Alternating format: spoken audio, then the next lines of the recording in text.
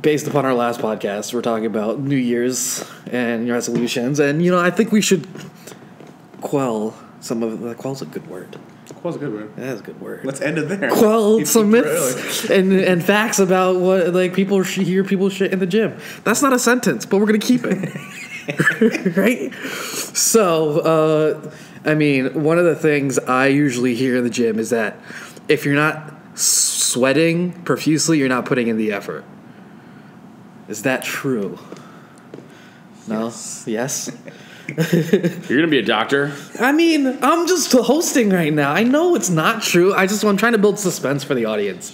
We are a grassroots podcast here. We're trying to. This is the best we could do right now, man. We don't have a Patreon. We don't have anything.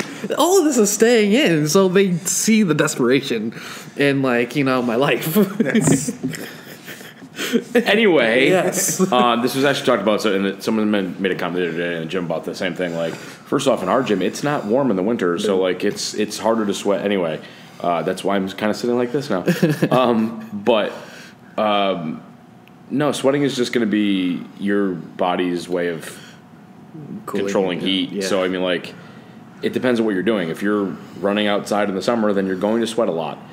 If you're lifting in a colder gym, you're probably not going to sweat a lot. That doesn't mean you still don't want to get warm. I think some people come in, especially this time of year when it's cold outside, walk in and are touching a barbell within 30 seconds. Maybe take some time to get your body temperature up a little bit. I usually tell people, once you break a sweat, then you've warmed up some. That's a good thing. But that doesn't mean you're going to be pouring sweat the whole workout, especially with this kind of training where – especially as you get closer to a meet and you're lifting heavier and your reps are down and you're taking longer rests, your body temperature is not going to be spiked the whole time. You have ups and downs, so you're not going to sweat that much. So sweating is also not a good sign of that you've got a good workout. I sweat just standing outside. It's just hot. That's the new program. I sweat eating burgers sometimes. Yeah, it's a good workout. Sweat isn't a good indicator at all. And same thing with being tired. Just being tired isn't an indicator that you got a good workout. Sweat just means that you're hotter than you were when you started. And so, what's a good way to gauge sort of your I'm putting in all the effort I can put in, other than Because, for most people, they think exercise, think sweat, and they're like, okay, I should gauge it by that. I think, and how much effort you're putting in, that's pretty subjective. I've slowly started to add this into some of the programs of just where at the end of the program, I want you to at the end of the day,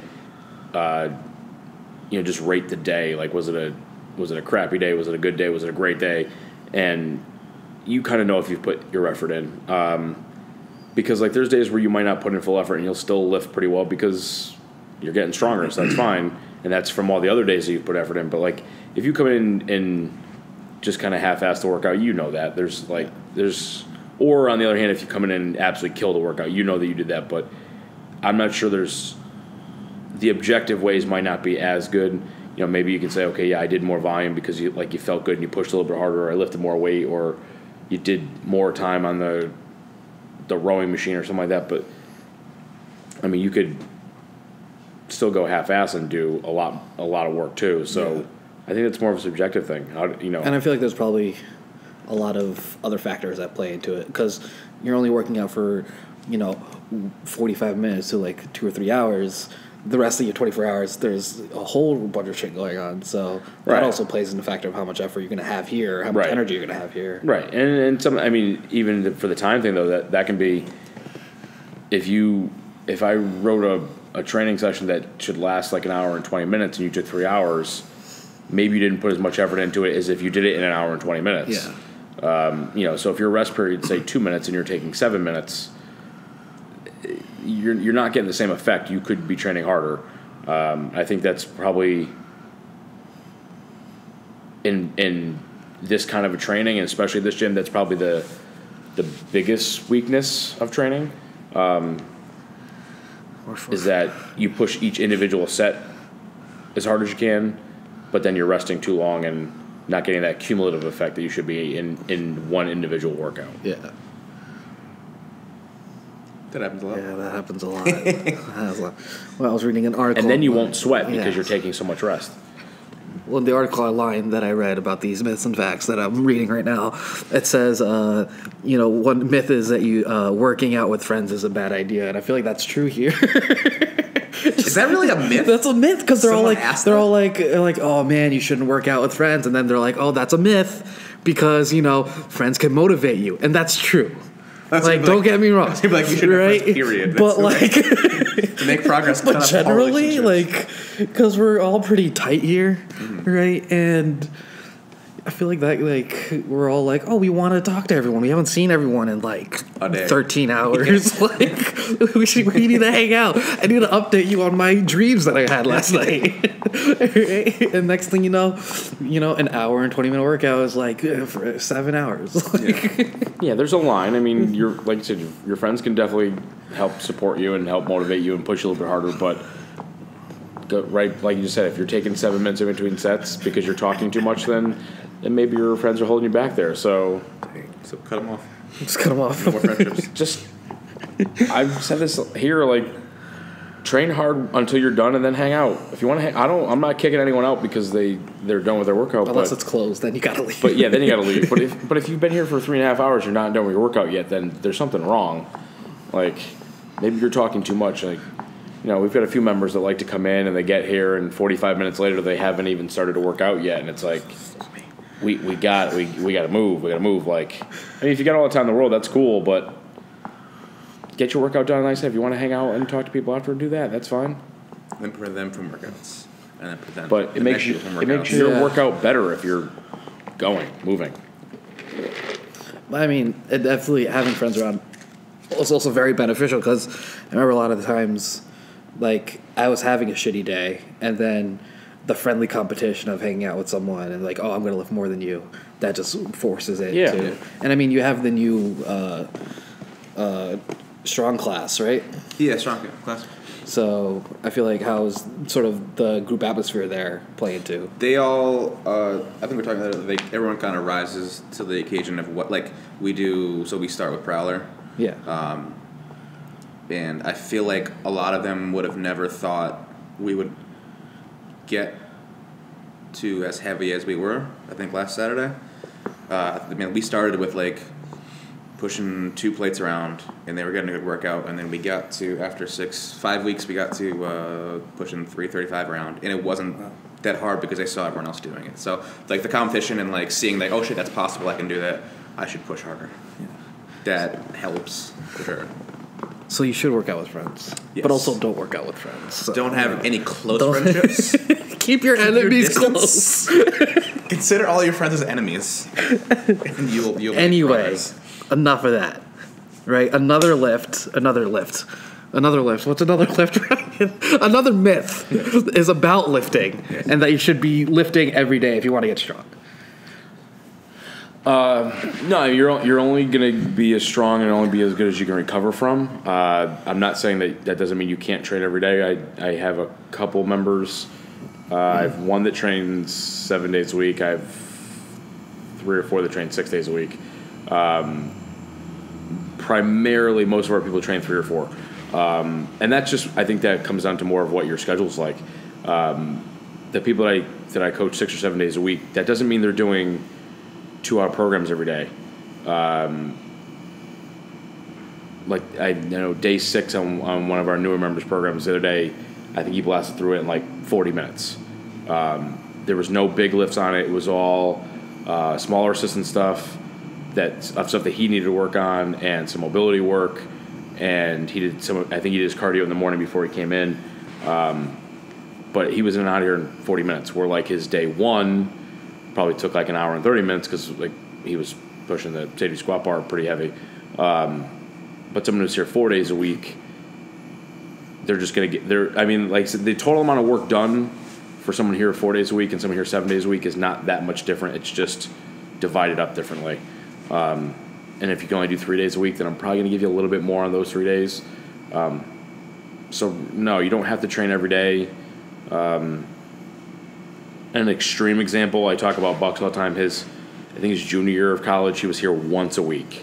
He had one semester where he was working full time, going to school full time, and he was commuting. So getting to the gym was just not possible most days between work and school.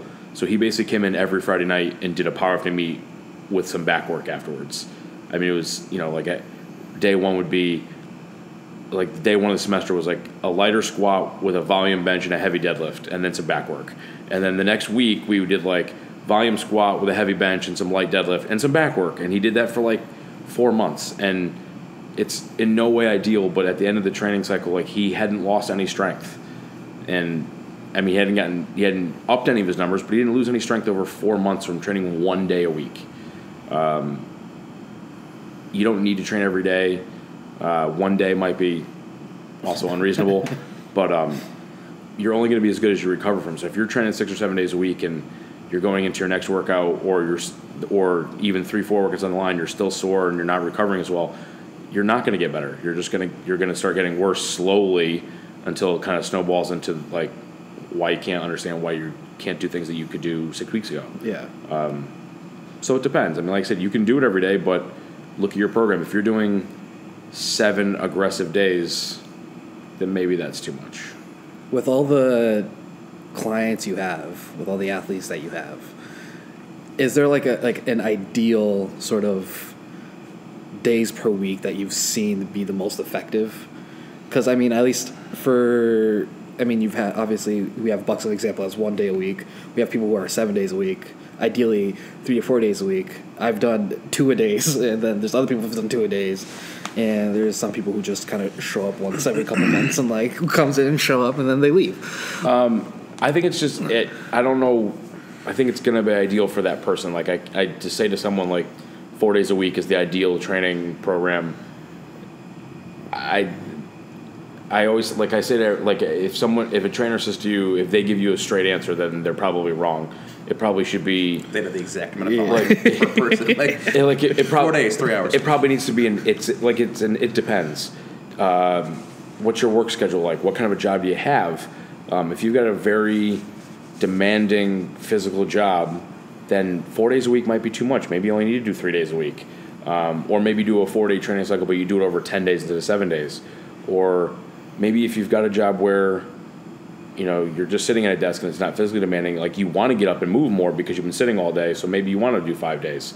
Or maybe you don't like to be in the gym for 2 hours a day, so you'd rather do 7 45-minute days. Like I think it's so dependent on the person that I don't think I can say like what's ideal.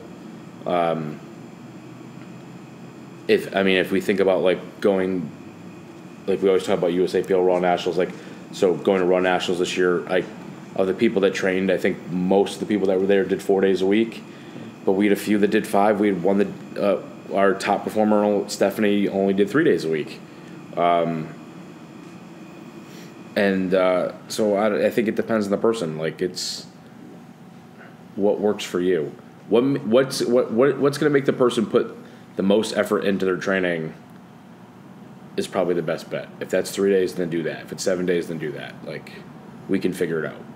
I mean, we're also not like pro athletes. Like there's probably things you can break down for like pro NFL players, but if you ideally if you have no job, no other commitments, and you could do like 2-a-days and sleep in between, that's like remove all the elements. Cool. That'd be cool. I mean, when I did that, I got super strong real quick.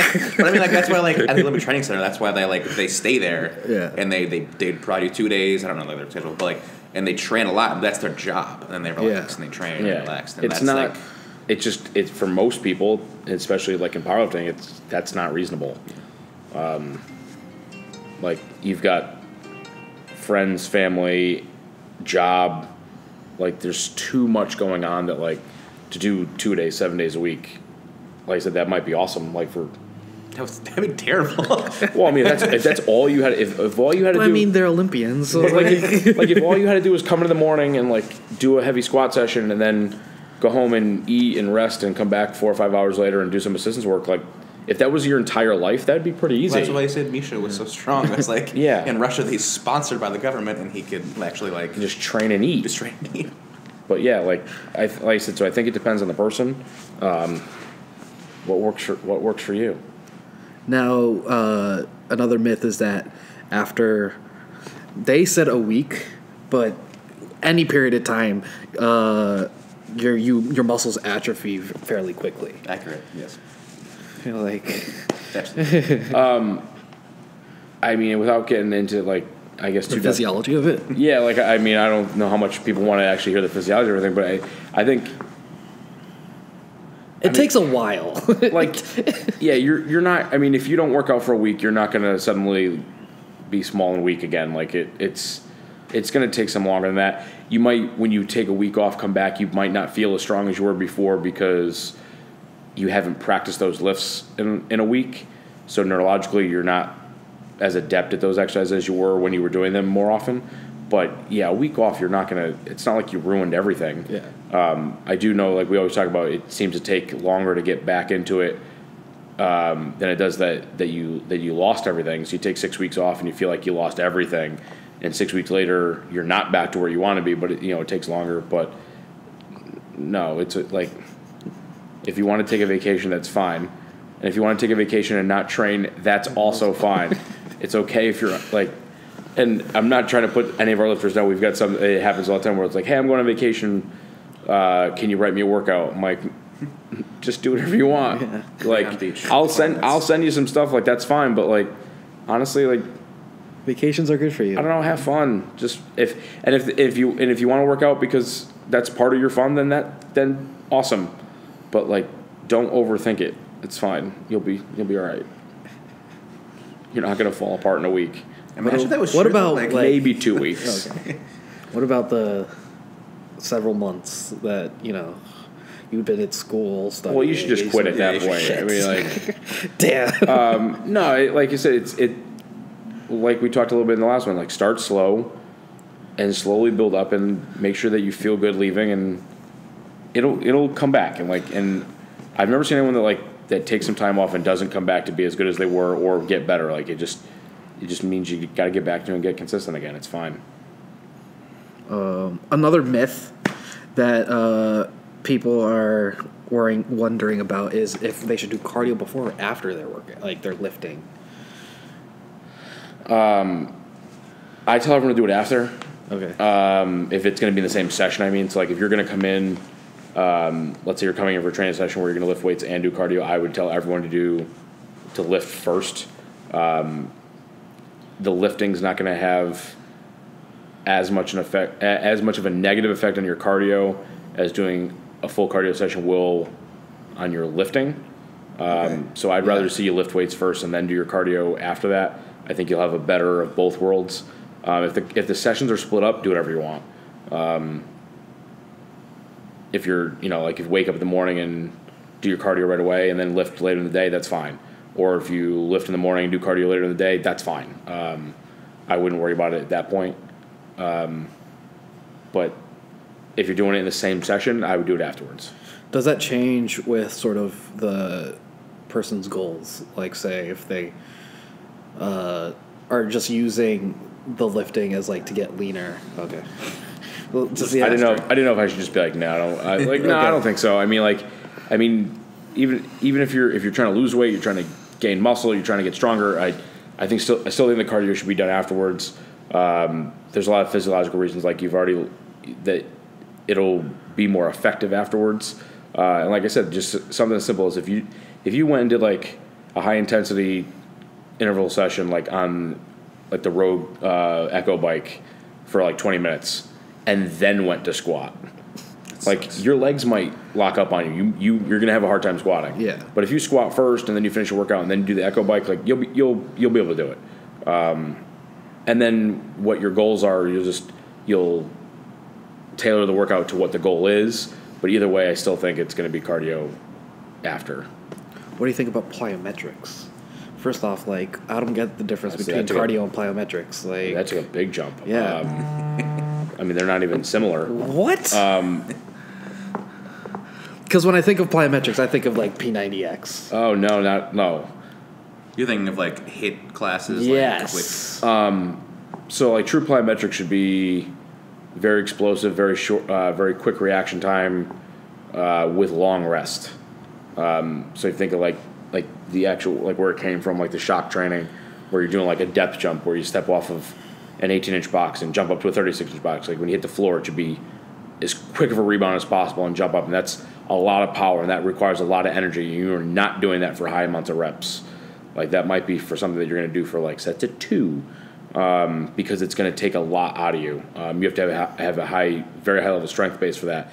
But that's when you're pushing plyometrics to what they actually are when they're doing it at that full amount of strength and power. When you see it in classes where it's like we're doing 12-inch box jumps like for sets of 20, yeah, that's not something I really want to do. But I mean, I guess it's sort of plyometric in nature because you're still doing the jumps, but it at that point it's just cardio. It's fine. It's not what the idea of plyometrics was based on. Like I guess that didn't. I don't think that came from CrossFit. Maybe it got popularized from it. But doing explosive movements for well, I think weight loss. I think they popularized it with the weights, but I mean, like you look at group training classes, like just aerobic classes. I mean, a lot of it there's high intensity stuff that you're doing for lots of reps because it's hard. Yeah. Burpees are hard. They suck. They're stupid. But if I gave you Come a set for you, burpees. but here's where I argue with this. Like if you did a set of 3 where you drop to the ground in a solid plank position and do the push-up or not, and then you come up to the tuck position and then actually jump, like aggressively jump and reach for the ceiling as high as you go, and you can get a good jump in, that's a great exercise. There's a lot going on there. You're resisting extension. You're working on hip strength and chest strength and core strength and the plyometric of jumping. But if you're doing 1,000 burpees in a workout and you're collapsing to the floor and you're just letting your core sink and you're slapping onto the ground, and the jump is basically just a reach and you come up on your toes, that's just cardio. You're burning a lot of calories because you're moving a lot, but that's not what I would want to use that exercise for. To me, get strong and then do cardio. Don't. We can pick up the pace and still do more. I have Jen Sinkler's book printed out that's Lift Weights Faster. You can do a lot with that, but what she's doing isn't out of control. It's complexes and circuits where you're still doing things correctly that are heavy. You're just resting less. So, that's not necessarily where we're going with plyometrics, but it's... is there a time where you would program a plyometric or Yeah, the actual sense of a plyometric, absolutely. Athletes, our non-lifters, our actual athletes are playing sports, that was mean to our lifters. They're actual athletes. That's accurate. But they're going to do plyos all the time because they're going to be working on their power through different jumps and hops and bounds and throws and things like that. For lifters, if you get someone who's very slow, who's a grindy kind of lifter, broad jumps, box jumps, stuff like that can definitely help with trying to build some speed there. It might not be as important as maybe doing an exercise with less weight, just faster because it's more applicable to what you're actually doing. But no, being more powerful is definitely going to be beneficial to everyone. You use it as a tool to teach someone how to be more powerful and explosive. If someone's a slow squatter, have them do a box jump or something with some kind of resistance they're jumping against so they know how to use their body. And then try to apply that rather than just go faster, lift faster. That's actually another application where you could use it that would make sense for a powerlifter. Yeah, because you can't jump slow. If you try to jump slow, you don't jump. So just start that slow jump routine. Slow jump routine. So you have to slow them down. You have to move quickly, apply that force, and then go. And if you can apply that to the weights, you're gonna lift better. I remember when I did track, there's an air alert routine. I don't know if you've ever heard of it. It's basically to get you to jump higher. That's it. It's just to get you to jump higher. And then basically, every day, it would be a series of different calf lifting, toe raises, and that's a myth too. Yeah.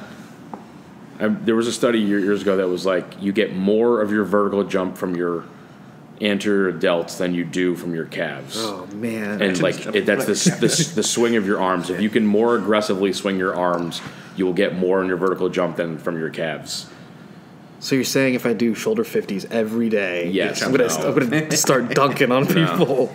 Because apparently, side note, people from the Midwest and like the South and not so much the West Coast, but the coast, the coast, about the East Coast. Every in that little middle section of the United States are like really good at sports. Like, what the hell? Right? Because I was at school and I'm all like, oh, let's go play some basketball. Right? Worst idea. They're all like really good at sports. I'm like, well, I'll just go home and cry like I normally do. Are they all really good, or are you really bad? We're stopping.